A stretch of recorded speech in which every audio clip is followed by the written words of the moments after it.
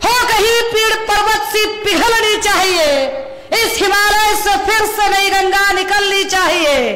हो कहीं पीड़ पर्वत सी निकलनी चाहिए, इस हिमालय से फिर से नई गंगा निकलनी चाहिए।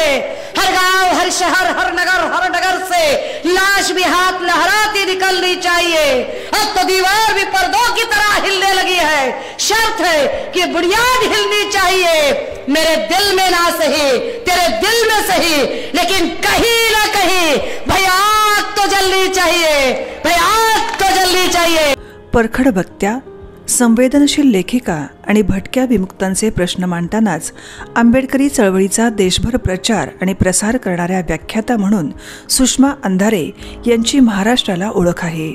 सध्या त्या शिवसेनेच्या नेत्या आहेत। सुषमा अंधारे यांचा जन्म उस्मानाबाद जिल्ह्यातील कळंब तालुक्यातील पाडोळी येथे 8 नोव्हेंबर 1976 रोजी झाला।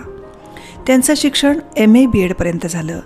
त्यांना मराठी, हिंदी, इंग्रजी, राजस्थानी, खडी बोलीसहित भटक्या विमुक्तांच्या बोलीभाषा अवगत आहेत। एक अभ्यासू व्यक्तिमत्व असणाऱ्या अंधारे यांनी प्रशासकीय कामाचीही जबाबदारी सांभाळली आहे।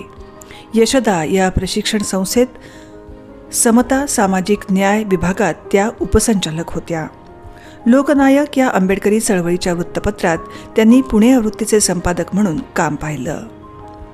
महात्मा फुले, छत्रपती शाहू महाराज आणि डॉक्टर बाबासाहेब आंबेडकर यांचा प्रभाव त्यांच्या विचारांवर आहे। वकील, व्याख्यात्या, पुरोगामी स्त्रीवादी अभ्यासक, आंबेडकरी चळवळीतील सामाजिक आणि राजकीय कार्यकर्त्या। अरे तुम्हाला जर हिंदुत्व कळलं असतं ना तर वसुदेव कुटुंबकम माता विश्वात्मके देवे येणे वाग्यज्ञ तोषावे, हे विश्वची माझे घर, ही सगळ्यांना सामावून घेणारी हिंदुत्वाची संकल्पना तुम्हाला कळली असती।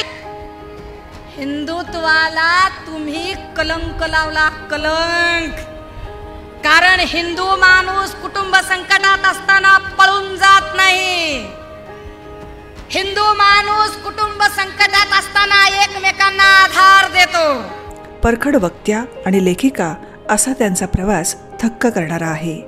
त्यांच्या कार्याबद्दल त्यांना बाबासाहेबांची लेख, भीमरत्न, धम्मकन्या, सत्यशोधक समाजभूषण अशा विविध पुरस्कारांनी सन्मानित करण्यात आलं। त्यांच्या आजपर्यंतच्या वाटचालीचा जाधवर ग्रुप ऑफ इन्स्टिट्यूटला अभिमान वाटतो। त्यांच्या पुढील कार्यासाठी जाधवर ग्रुपच्या वतीनं अनेक शुभेच्छा।